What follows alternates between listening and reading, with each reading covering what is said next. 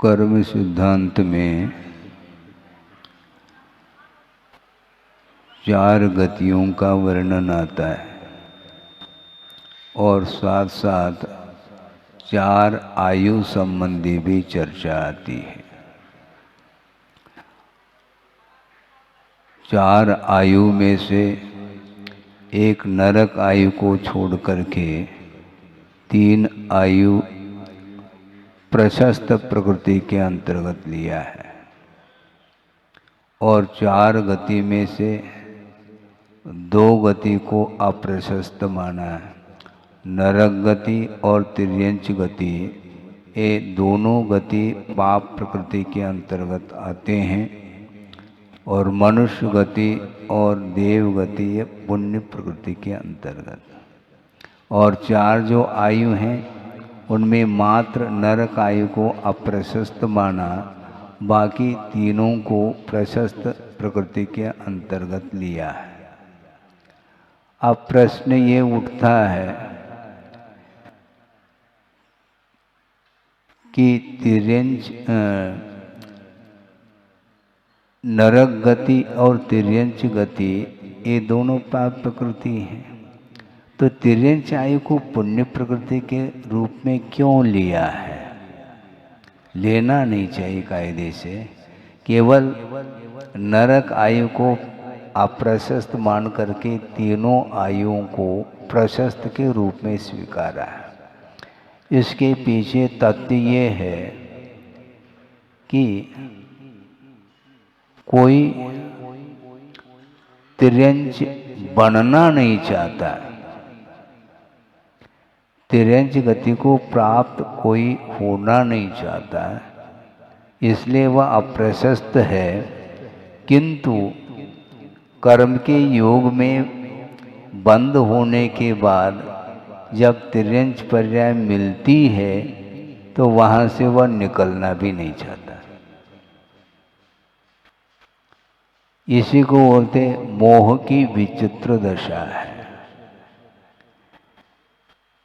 कि वह यहाँ का जीव विषयों में डूबता है और उसके साथ तिर्यंच आयु का भी बंद कर लेता है। वहाँ जाने के बाद एक अपवित्र स्थान में भी उसका जन्म हुआ है। अब वो अपवित्र स्थान का अर्थ आपको ज्ञात हो गया होगा, अशुचि स्थान में, और वह अशुचि में कीड़ा हुआ है। समझ रहे हैं? और यहीं से गया वो। एक राजा था और उसने जीवन के आदि से लेकर के अंत तक वैभव के साथ रहा, राग के साथ विषयों का उपभोग किया और उसके मन में ये बात आ रही है कि भविष्य में मैं किस पर्याय को प्राप्त करूँगा। ये विकल्प उसके अंदर है। और एक अवधिज्ञानी मुनि महाराज का समागम होता है तो उनको जा कर के बड़े विनीत भाव से पूछ रहा है कि भगवान अगली पर्याय मेरी कौन सी रहेगी। तो उन्होंने अवधिज्ञान से जान करके ये बताया, तुम्हारी मृत्यु 7 दिन के बाद होगी और तुम कहाँ पर उत्पन्न होगे? अशुचि स्थान में एक विष्ठा का जो कीड़ा होता है वहाँ पर तुम्हारा जन्म हुआ, वह पर्याय तुम्हें मिलेगी। उस राजा ने सोचा, अभी तक जिंदगी भर जीवन भर हमने सुख और शांति का अनुभव किया, अब लास्ट में जाकर के हमारी गति ये हो रही है। इसलिए वह आकर के वह राजा राजकुमार को बोलता है कि मेरी मृत्यु होगी 7 दिन के पश्चात और अशुचि स्थान में एक कीड़े के रूप में मेरा जन्म होगा, इसलिए वहाँ पर जा कर के उसको मार देना। ठीक है। और 7 दिन के बाद, क्योंकि मुनि महाराज के वचन हैं, अवधि ज्ञान से उन्होंने स्पष्ट जाना था और वह घटना घटित होती है। अपने आप को सुरक्षित रखने के लिए वह बंकर में जाकर के छुप जाता है। किसी भी प्रकार से अकाल मरण से बचना चाहता है, क्योंकि मुनि महाराज ने कहा था कि बिजली के माध्यम से तुम्हारी मृत्यु होगी। और सुरक्षित स्थान में जाने के बाद भी बिजली गिर जाती है और उसका अवसान हो जाता है और वहाँ पर जाकर के उसका जन्म होता है। और ये होने से दूसरे दिन वह राजकुमार पहुंचा है एक हाथ में लठ ले करके उसको मारने के लिए, क्योंकि कहा था पिताजी का जीव है, इसलिए उसने कहा था कि इसको मार देना है। मारने के लिए पहुंचा है, 1 बार 2 बार 3 बार लठ का प्रहार किया, किंतु वह विष्ठा का कीड़ा वह भीतर पहुंच जाता है। ऐसा क्यों? यहाँ पर कोई अशुभ गति को नहीं चाहता है, किंतु जाने के बाद वहां से निकलना नहीं चाहता। इसको बोलते हैं विषयजन्य सुख। उस विष्ठा के कीड़े को कोई वह स्थान दुर्गंधित महसूस नहीं हो रहा। आपने सिद्धांत पढ़ा हो कि स्पर्श रस गंध वर्ण ये चारों प्रशस्त भी होते हैं और अप्रशस्त भी होते हैं। वह दुर्गंध वस्तु भी उसके लिए हानिकारक नहीं, किंतु वहीं पर रहना पसंद कर रहा है, मरना नहीं चाहता। एक ही गति है जहाँ पर अकाल में मरण नहीं होने के बावजूद भी निरंतर उसके अंदर भाव आते हैं कि मैं जल्दी से जल्दी मर जाऊं, किंतु तिर्यंच गति में जो पहुंचता है वह मरना नहीं चाहता। सब कुछ उसको अनुकूलता महसूस हो रही है।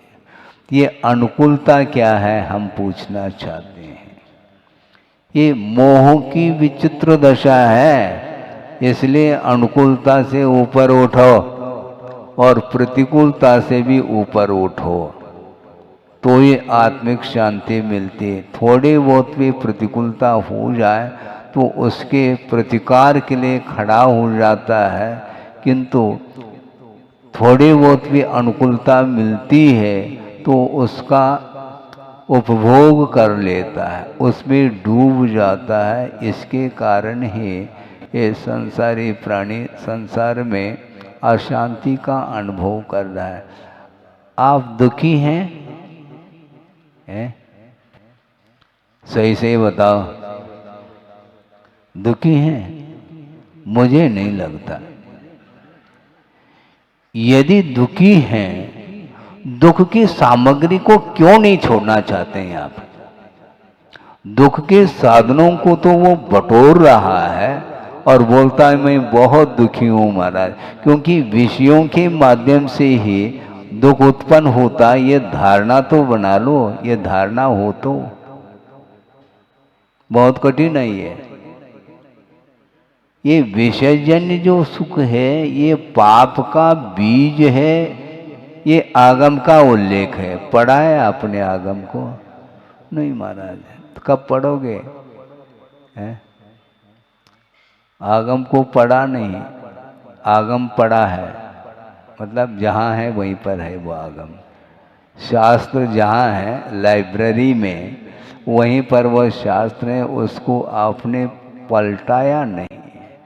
एक पृष्ठ भी उठा करके आप देखो तो वहाँ पर समझ में आ जाएगा कि चतुर्गति का जो दुख है वह किस रूप से संसारी प्राणी को उठाना पड़ता है, उसके लिए कौन कौन से कारण हैं, इसके बारे में बारीकी से जानकारी आपको प्राप्त हो सकती है। दुख से बचना तो चाहता है, किंतु किसके द्वारा दुख उत्पन्न होता है इसकी जानकारी नहीं हो रही, और अनंत काल व्यतीत भी किया है। क्योंकि पंचेंद्रिय के जो विषय हैं उसके सेवन में संसारी प्राणी सुख का अनुभव करता है, आनंद का अनुभव करता है। इसको आचार्यों ने रौद्र ध्यान बोला है, नया विषय नहीं है।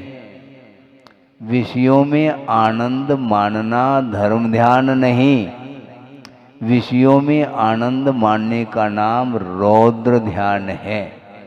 और रौद्र ध्यान के साथ ही दुर्गति का बंद हुआ करता, कभी भी धर्म ध्यान के साथ दुर्गति का बंद संभव नहीं है।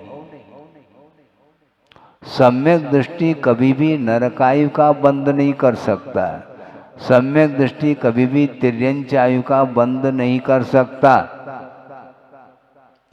इससे स्पष्ट है, सम्यक दर्शन उत्पन्न होने के बाद सम्यक दर्शन की उपस्थिति में आसक्ति का अभाव हो जाता है।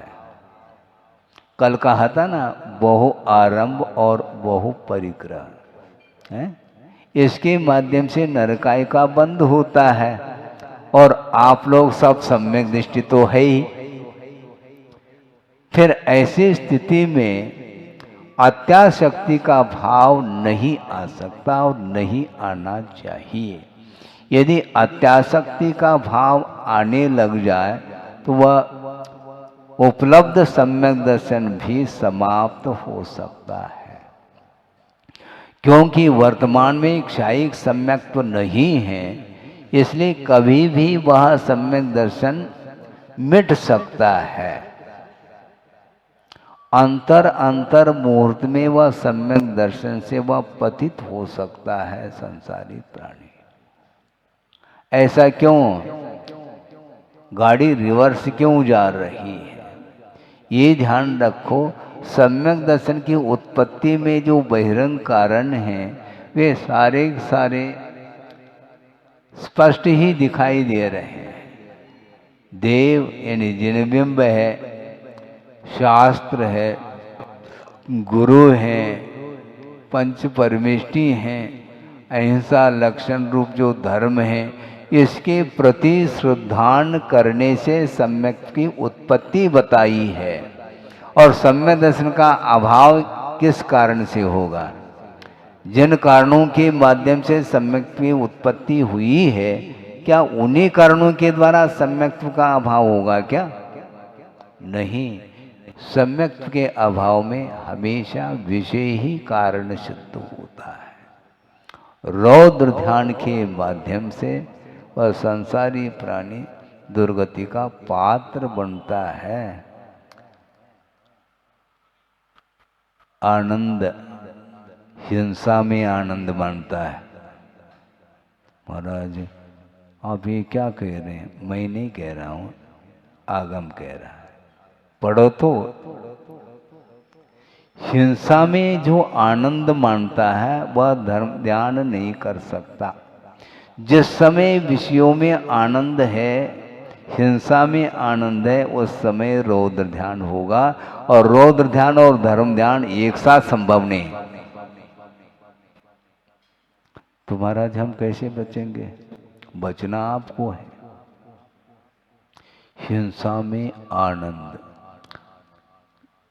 असत्य में झूठ में आनंद, चोरी में आनंद और परिग्रह संरक्षण में आनंद।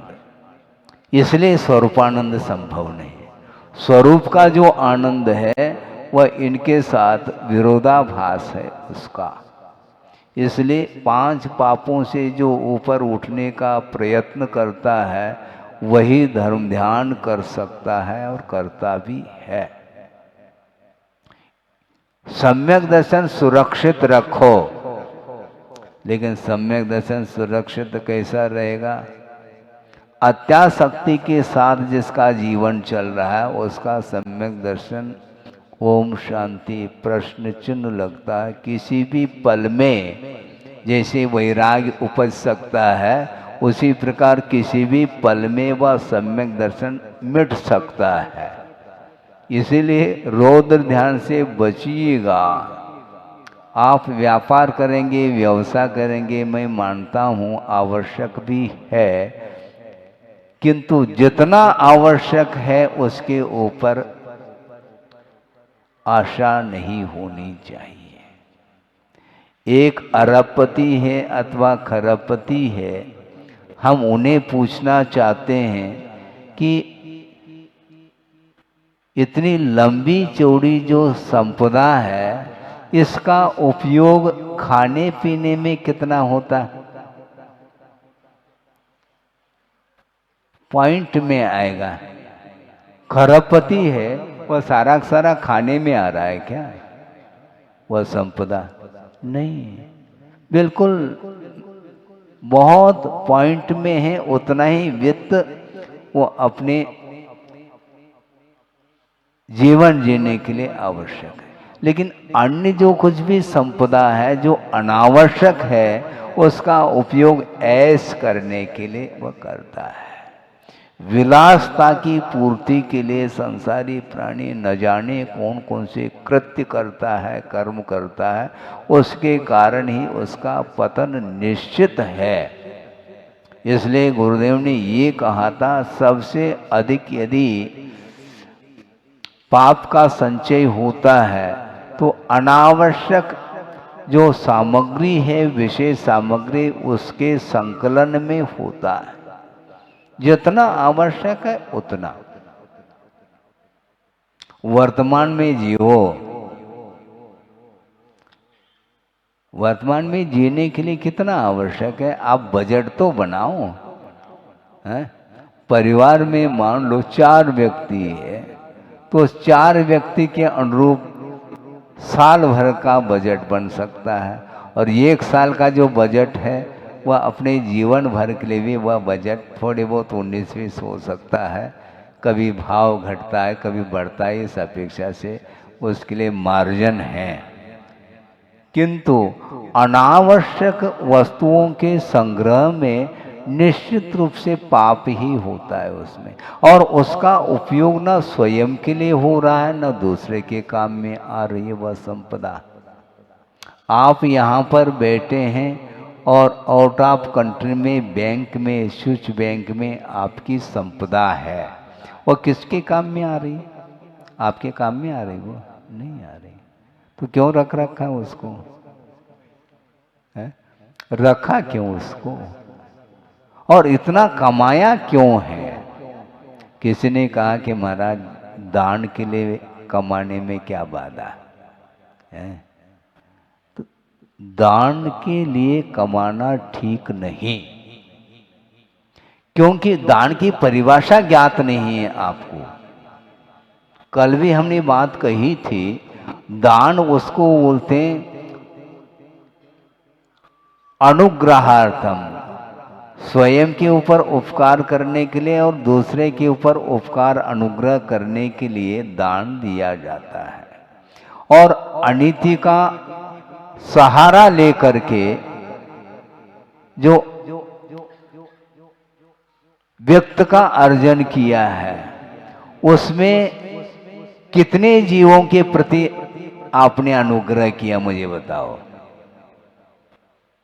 क्योंकि अनुग्रह के लिए दान किया जाता है। तो बड़ी बड़ी फैक्ट्री खोल रखी है, अरबों खरबों की संपदा, उसमें कितने जीवों के ऊपर अनुग्रह हो रहा है आपके द्वारा, मुझे बताओ।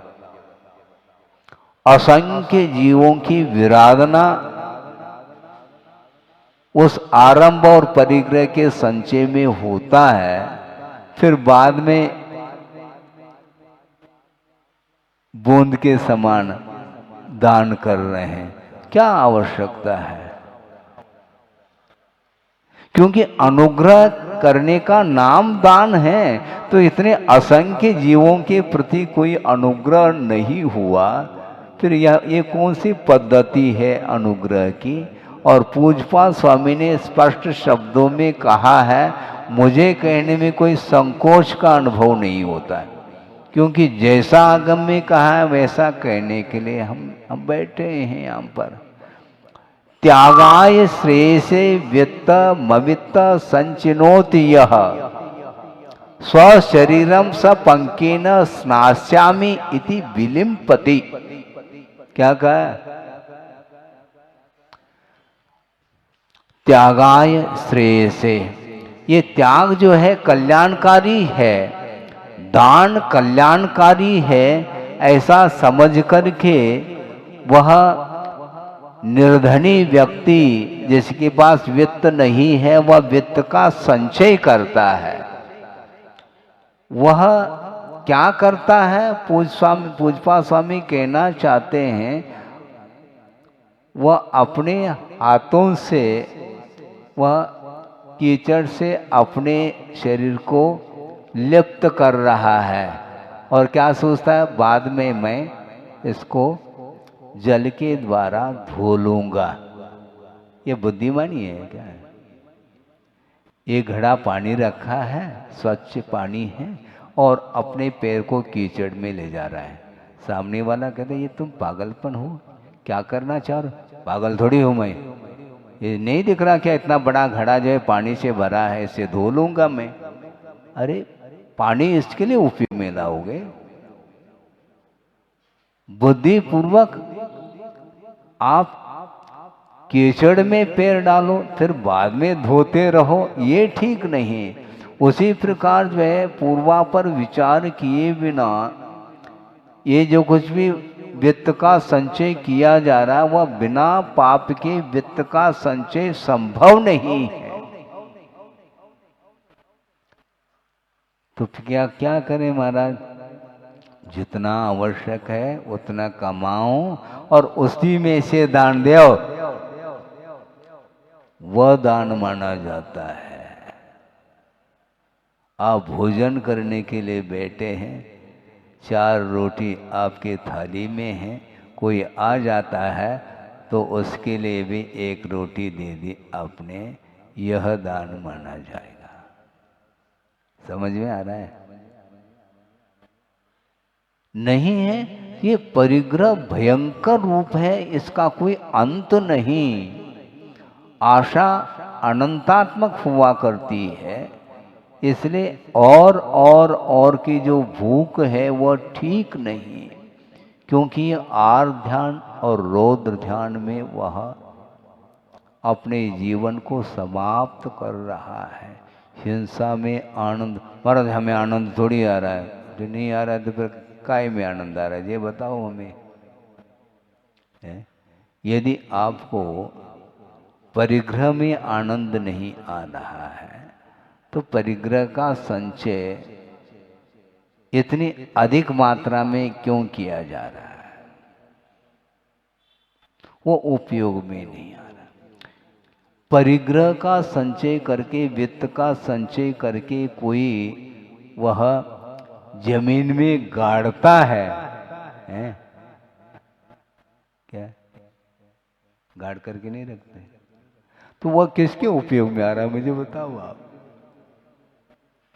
वह अपने परिवार के उपयोग में भी नहीं आ रहा है, क्योंकि जो उपयोग में आ रहा है उतना ही वो उसका उपभोग करता है। बाकी स्टॉक वो क्या है? कितने जीवों की विराधना हुई है। यहां तक कह रहे हैं आगमकार कि अकाल मरण के लिए कई प्रकार के निमित्त हैं। एक निमित्त वह है कि अग्नि में प्रवेश करके मर जाना, पर्वत से गिर करके मर जाना, जलमग्न हो करके मर जाना, जहर खा करके मर जाना, शस्त्र के प्रहार के माध्यम से अपने आत्मघात कर लेना, एक्सीडेंट के माध्यम से, भयानक रोग आदि के होने से भी अकाल मरण होता है। हार्ट अटैक, हार्ट फेल हो गया, हृदय गति रुक गई, अवसान अकाल में हुआ। ये सारे सारे अकाल मरण के लिए निमित्त हैं। लेकिन इससे भी एक और भयानक निमित्त है, वो ये है कि अनय कहा है। अनय का अर्थ क्या? अनीति। अनीति पूर्वक यदि वित्त का संचय करता है, उसके माध्यम से भी अनंत बार अकाल मौत मरा है। ऐसा कैसे महाराज? जो चोरी करने के लिए आता है, डाका डालने के लिए, वो किसके यहाँ जाता है? जो आज कमा करके खा रहा है उसके घर में जाता है वो। उसके घर में कुछ है ही नहीं, घर खाली है। वो प्रतिदिन कमा रहा है और प्रतिदिन वह खा रहा है, स्टॉक में कुछ नहीं। तो किसके पास जाएगा? जो गिनीज बुक में आता है उसके घर जाता है। वो फेमस है भैया, उसको ढूंढो। हाँ, पेपर न्यूज़ है, सबसे अधिक वित्त किसके पास है, तो उसके पास जाता है और जा करके सीधा क्या सीधा कहता है जल्दी करो, हाँ क्या चाबी दे दो, हम ले लेंगे, आपको कष्ट नहीं पहुंचाएंगे। हाँ, आप सीधा चाबी दे दो, बस कहाँ पर है हम ढूंढ लेंगे और ले जाते हैं। यदि धन के प्रति ममत्व भाव है तो प्राण नहीं बच पाएंगे। फिर आप यदि नहीं देते हैं तो सीधा क्या, सीधा अर्थात समझ में आ गया। अब प्राणों का बचना मुश्किल है? पूरा का पूरा खाली कर देता, हम ही बाहर जा रहे हैं, आपको जो करना हो कर लो। अब ये इसके अपेक्षा से थोड़ा थोड़ा थोड़ा दान करते हैं तो ये नौबत नहीं आती। मान लो इनकम टैक्स और सेल टैक्स ऑफिसर आ गए, घर में छापा पड़ जाता है। अब अरबों की संपदा है तो सीधा ही बोलता है 5 लाख नहीं 5 करोड़ चाहिए तो ले लो, बाकी सब तो बचेगा। बिना इसमें बोली की आवश्यकता नहीं, सीधा ही बंडल। हाँ, इसमें बोली की कोई आवश्यकता नहीं, सीधा हाँ नगद, हाँ तुम्हारे अकाउंट में आ जाएगा। हाँ, 5 करोड़ 10 करोड़ तो 10 करोड़, कम से कम 90 करोड़ तो बचेंगे।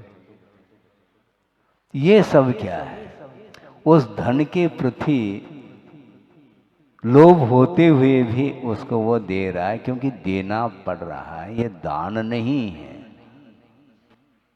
तो इतना संचय क्यों करते हो? अनावश्यक वित्त के संचय में जो पाप अर्जित होता है उसका फल यही निकलता है, उसका पतन निश्चित है। इसलिए आप अपना अपना बजट बनाओ और अच्छे ढंग से भविष्य के जीवन को उज्जवल बनाने के लिए यही एकमात्र साधन है हमारे लिए। इसलिए हिंसा में आनंद मानता है, चोरी में, झूठ में, इस सब में आनंद, और परिग्रह संचय में आनंद। उसको भूख नहीं लगती है? दुकान खुली है और लाइन की लाइन लगी है, ग्राहकों के तांता टूट नहीं रहा है, और वो लड़का आया है, पिताजी टिफिन रखो वहीं पर, बाद में देख लें, अभी हमें भूख नहीं लगी, क्योंकि बंडल के ऊपर बंडल आ रहे हैं, हमें भूख है ही नहीं। मतलब ये सब क्या है? भूख समाप्त हो गई क्या? अरे खा लेंगे। इतनी रुचि उस धन के प्रति। पेट तो 4-6 रोटी में भर जाता है, लेकिन पेटी थोड़ी भर पाता है, और पेटी को भरने के लिए वो अपने जीवन को खपा देता है। इसलिए ये ठीक नहीं माना जाता है। ये श्रद्धान होना चाहिए, और श्रद्धान में ही यदि मान लो कमी रह गई, फिर आगे का जो रास्ता है वह अवरुद्ध हो जाता है। मोक्ष मार्ग स्वयं के द्वारा अवरुद्ध हो रहा है, कोई दूसरा नहीं कर रहा है। आप चलना चाहो तो मोक्ष मार्ग पर चल सकते हैं। किसी ने कहा कि महाराज, सब लोग यदि मुनि बनेंगे तो आहार कौन देगा? ये चिंता है उसको, ये फालतू की चिंता है, इससे क्या होना है? अरे संयम का पालन करेंगे तो निरंतर पुण्य का संचय होगा, साथ से पुण्य का संचय होगा, और सब कुछ व्यवस्था होगी। हमें व्यवस्था नहीं करनी, ये ध्यान रखो। व्यवस्था बिगाड़ रहे हैं आप, दान की व्यवस्था है। आहार के लिए श्रमण लोग जाते हैं, और आप लोग व्यवस्था बड़ी, हमें कभी कभी हंसी आती है। वो बाहर से आ जाता है, और थाली अपने हाथ में रख रखा है। अरे हमने ये क्या क्या हो रहा है भैया, ये इसका चौका है ही नहीं, और इतना अधिकार पूर्वक क्या चल रहा है ये कार्य अपने हाथ में, और वह स्वयं संचालित कर रहा है उस चौके को। ये गलत बात है। वो कब सीखेंगे? जो चौका जिसने लगाया है वो नवदा भक्ति जानता है, आपसे भी अच्छे से जानता है। लेकिन ये ताली बाहर वाले बजा रहे हैं कि चौके वाले?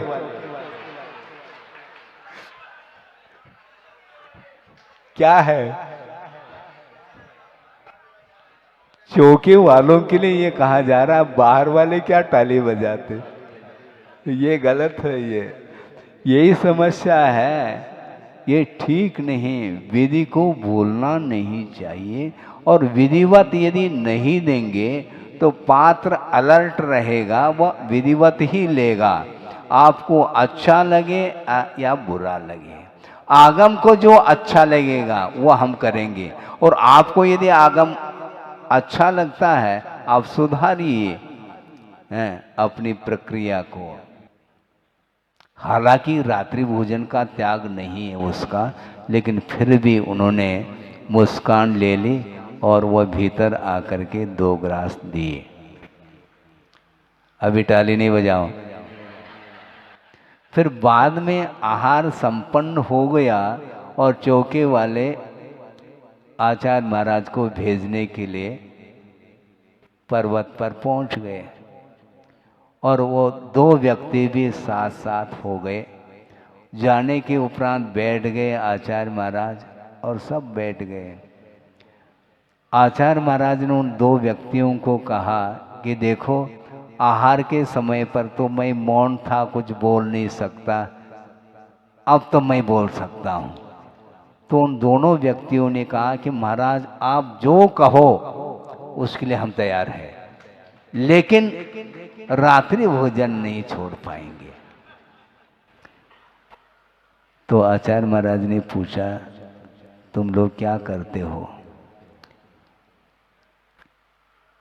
वो दोनों दंपत्ति, पति ने कहा कि महाराज मैं डिप्टी कलेक्टर हूँ, और ये श्रीमती जज है, इसलिए ग्राहक को लौटाया नहीं था।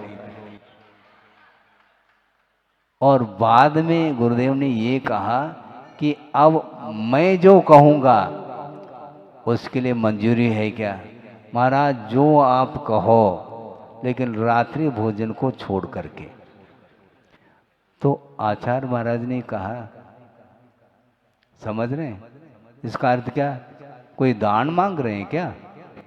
नहीं, 5 का अर्थ तुम 5 अनुव्रत को अंगीकार करो।